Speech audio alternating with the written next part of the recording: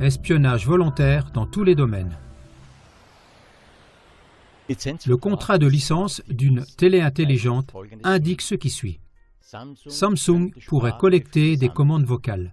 Veuillez noter que vos paroles, vos informations personnelles ou d'autres informations sensibles feront partie des données qui seront collectées et transmises à un tiers.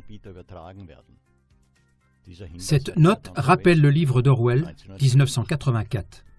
Là, dans les appartements, il y a des téléviseurs qui peuvent enregistrer tous les sons.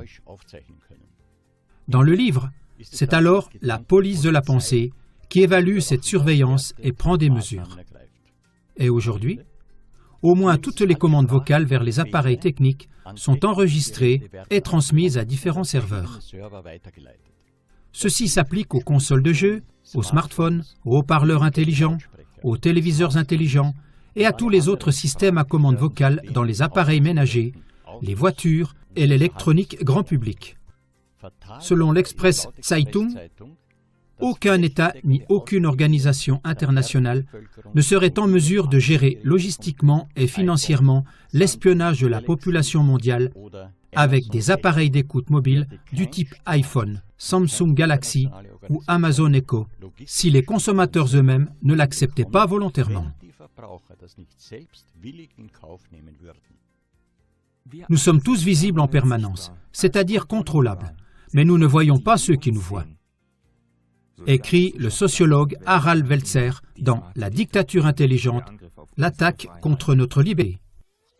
On utilise les données en ligne comme arme.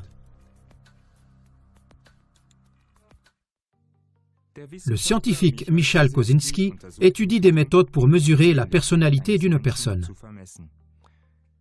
Il a développé une méthode par laquelle il compare les valeurs demandées aux personnes testées avec toutes les données en ligne disponibles à leur sujet.